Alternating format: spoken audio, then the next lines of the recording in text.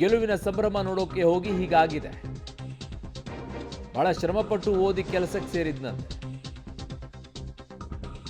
ಪೂರ್ಣಚಂದ್ರ ಅವರ ಮಾವ ನಾಗರಾಜು ಹೇಳಿಕೆಯನ್ನ ಕೊಟ್ಟಿದ್ದಾರೆ. ಕ್ರಿಕೆಟ್ ಹುಚ್ಚು ಅವನ ಈ ಪರಿಸ್ಥಿತಿಗೆ ಕಾರಣ ಅಂತಿದ್ದಾರೆ. ನೋಡಿ, ಕ್ರಿಕೆಟ್ ಹುಚ್ಚು ಆ ಪರಿಸ್ಥಿತಿಗೆ ಕಾರಣ ಅಲ್ಲ. ಕ್ರಿಕೆಟ್ ಹುಚ್ಚು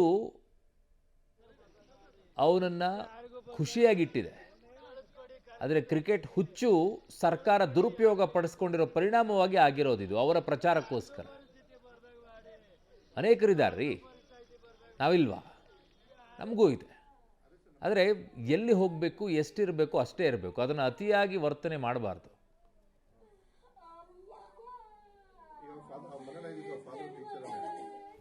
ನನ್ನ ಸಹೋದ್ಯೋಗಿ ಮಂಡ್ಯ ಪ್ರತಿನಿಧಿ ರೋಹಿತ್ ನನ್ನ ಸಂಪರ್ಕಕ್ಕೆ ಸಿಗ್ತಾ ಇದ್ದಾರೆ. ರೋಹಿತ್, ನಿಜಕ್ಕೂ ಕೂಡ ಯಾರಿಗಾದರೂ ಕೂಡ ಸಂಕಟ ಆಗತ್ತಿರಿ. ಒಂದು ಕುಟುಂಬದಲ್ಲಿ ಆಗಷ್ಟೇ ಪಾಪ ಕಲಿತು ಕೆಲಸಕ್ಕೆ ಸೇರಿ ಇನ್ನೇನು ಮದುವೆ ಮಾಡಬೇಕು ಅಂತೇಳಿ ಹುಡುಗಿನ ನೋಡ್ಕೊಂಡು ಬಾರಪ್ಪ ಅಂತೇಳಿ ಕಳಿಸಿದಾಗಲೂ ಕೂಡ ಅವನು ಅಲ್ಲಿಗೆ ಹೋಗಿದ್ದಾನೆ ಅಂತಂದರೆ ಅವನು ಹುಚ್ಚುತನ ಒಂದು ಕಡೆಗೆ. ಆದರೆ ಸರ್ಕಾರಕ್ಕೆ ಹಿಡಿಶಾಪ ಹಾಕಬೇಕಾಗಿರುವಂಥವ್ರು ಕ್ರಿಕೆಟ್ ಆಟಗಾರರಿಗೆ ಹಿಡಿಶಾಪ ಹಾಕ್ತಾ ಇರುವಂಥದ್ದು ಭಾಳ ನೋವು ತರಿಸುತ್ತೆ. ಹಾಕಬೇಕಾಗಿರೋದು ಸರ್ಕಾರಕ್ಕೆ, ಮಾನ ಮರ್ಯಾದೆ ಇಲ್ಲದೆ ಇರುವಂಥ ಸರ್ಕಾರಕ್ಕೆ, ಎಲ್ಲವನ್ನ ಬಿಟ್ಟು ನಿಂತಿರುವಂಥ ಸರ್ಕಾರಕ್ಕೆ, ವ್ಯವಸ್ಥೆಯನ್ನು ಸರಿಯಾಗಿ ಮಾಡದೇ ಇರುವಂಥ ಸರ್ಕಾರಕ್ಕೆ, ಅಯೋಗ್ಯ ಸರ್ಕಾರಕ್ಕೆ ಹಿಡಿಶಾಪ ಹಾಕಬೇಕಾಗಿದೆ ಈಗ.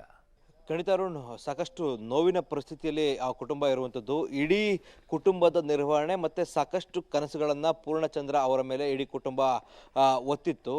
ಆದರೆ ಇದೀಗ ಪೂರ್ಣಚಂದ್ರ ಅವರ ಸಾವಿನಿಂದ ಇಡೀ ಕುಟುಂಬಕ್ಕೆ ಒಂದು ರೀತಿಯಾಗಿ ಸಿಡಿಲು ಬಡದಂತೆ ಆಗಿರುವಂಥದ್ದು.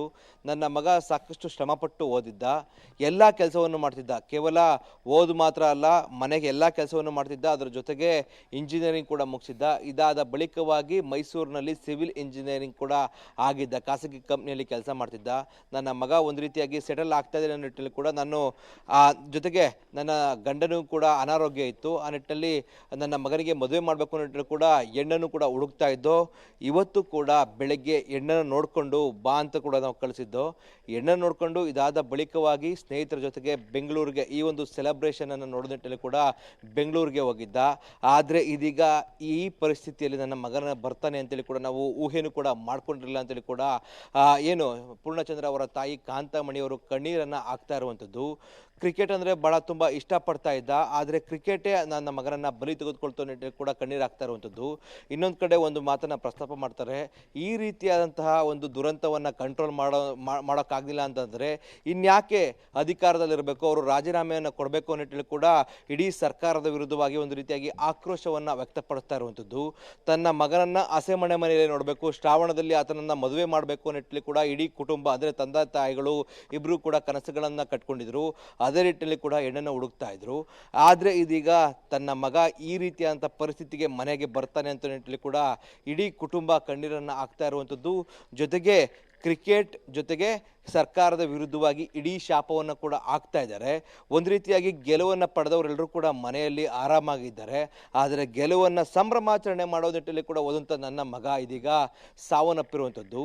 ಈ ಸಂಭ್ರಮಾಚರಣೆಯನ್ನು ಸರಿಯಾದ ನಿರ್ವಹಣೆ ಮಾಡುವಂಥ ಸರ್ಕಾರದವರು ಯಾಕಿರಬೇಕು ಅನ್ನೋ ನಿಟ್ಟಿನಲ್ಲಿ ಕೂಡ ಇಡೀ ಶಾಪವನ್ನು ಹಾಕ್ತಾ ಇರುವಂಥದ್ದು. ಅರುಣ್.